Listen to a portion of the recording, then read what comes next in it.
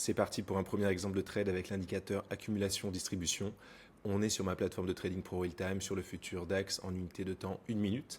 Et l'objectif, c'est de vous montrer sur un cas pratique comment est-ce que j'utilise l'indicateur accumulation-distribution. Donc en termes de contexte, on a ouvert à ce niveau-là et on est plus ou moins dans un range sur le DAX, avec cette résistance qui était le premier point haut, ce point bas ici.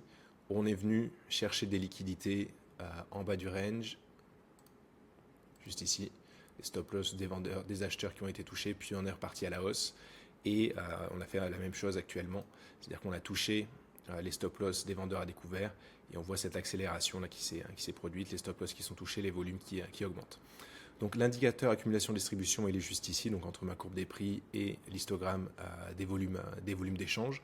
Et en fait, ce que l'on remarque là, c'est qu'on a un marché qui est assez craintif sur ces niveaux-là, qui distribue pas mal. Pourquoi? Parce que on voit que sur les prix, sur l'indicateur, on a baissé entre ce point-là et ce point-là, alors que dans le même temps, sur l'indicateur, sur les prix, pardon, cette fois-ci, on a une forte augmentation.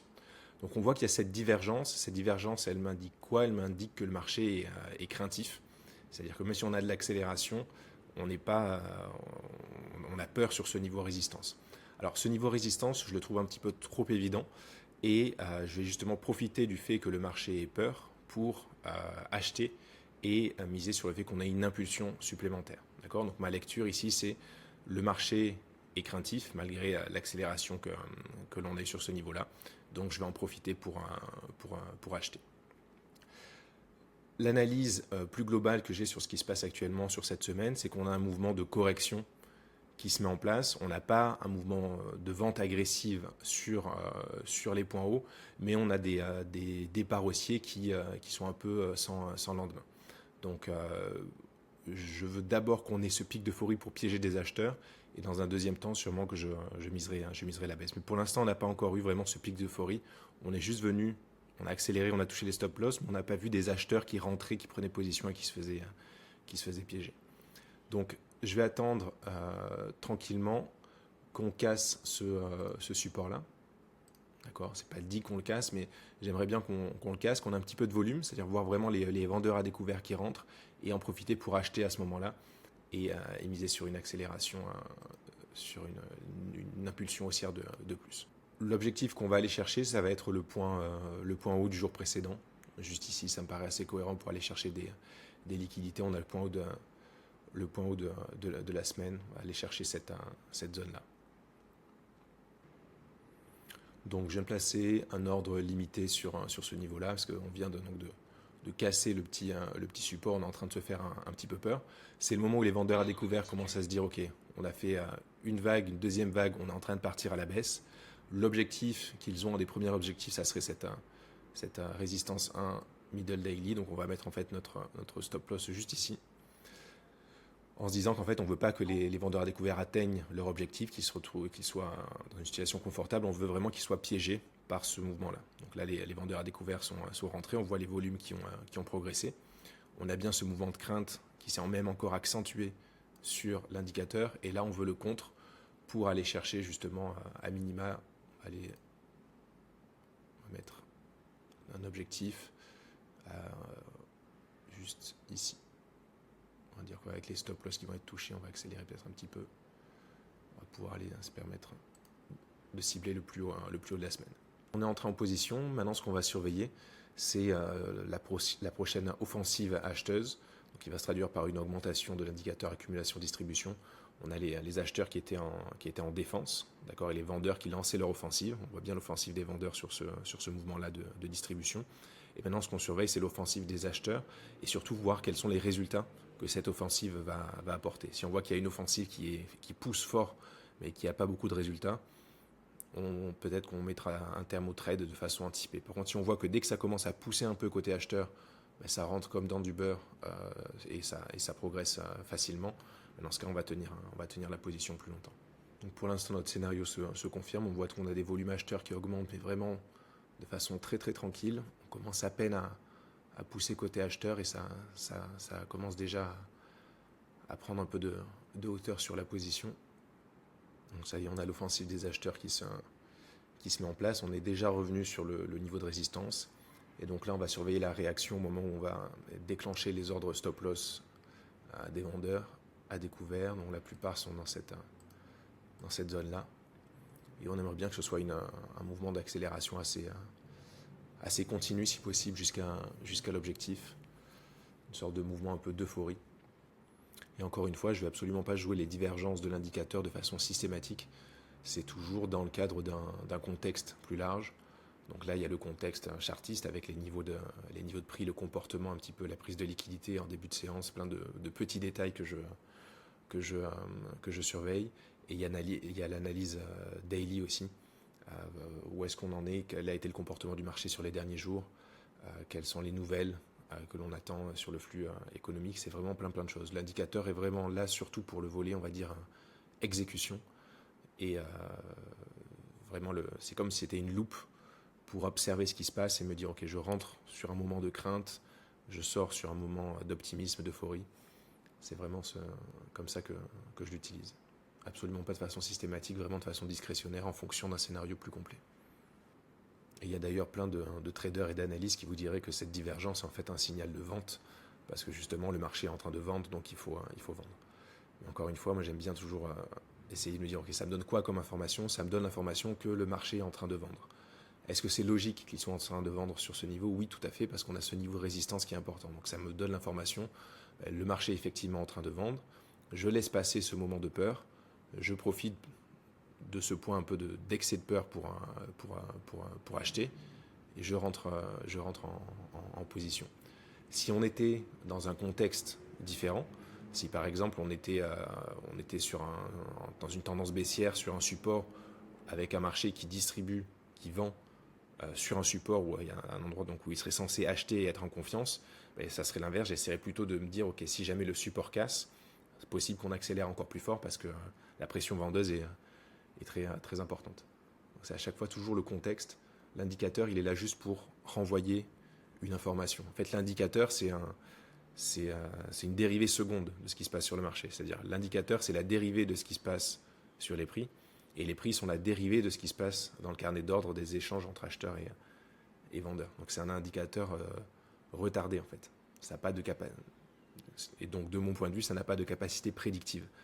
C'est juste là pour transmettre l'information sur qu'est-ce qui se passe sur le marché. On prend la température du marché, et en fonction de notre analyse, de notre expérience de trading, de notre stratégie, on en tire des conclusions et on place ces trades. Donc là, on voit bien l'impulsion qui se met en place. On hésite un petit peu avant la résistance. Cette fois-ci, on revient de nouveau la tester. Donc là, on a testé une première fois. On a établi un niveau de résistance. On l'a testé. On a eu le mouvement de crainte. Et là, on revient dessus. Donc normalement, là, j'aimerais qu'on le franchisse sur cette tentative-là pour montrer vraiment que la tendance est forte. Et vraiment observer la petite accélération sur les stops pour me dire, ok, les vendeurs à découvert sont pris à contre-pied, une partie d'entre eux est sortie de position. Et en plus, je veux deux choses. Je veux les stop-loss des vendeurs qui lâchent, et si possible, l'excès d'euphorie des acheteurs qui rentrent en se disant, je ne veux pas manquer le prochain bull run. Et malheureusement, je ne peux pas vous partager tout mon écran de trading panoramique, parce que sinon ça serait très tassé sur la vidéo et assez fouillis. Mais j'ai d'autres indicateurs que je suis, par exemple l'order flow, voir un petit peu ce qui se passe à court terme sur les ordres. Et là, on voit qu'il y a pas mal d'ordres d'achat en fait, qui sont en train de mettre la pression sur les vendeurs à découvert et de faire monter les prix. Donc ça confirme qu'il n'y a pas de pression vendeuse en dehors de ce mouvement de consolidation, de crainte qui était attendu sur un niveau de résistance. Je vous ferai une vidéo dédiée sur l'order flow dans les prochains jours. Alors pourquoi est-ce que je reste et pourquoi est-ce que je suis un peu plus ambitieux? Parce qu'on voit qu'en fait l'offensive des acheteurs pour l'instant elle est très limitée. On n'a pas du tout encore mis autant de pression que ce qu'on a fait sur la dernière offensive, et on a déjà atteint le même niveau de prix, voire davantage.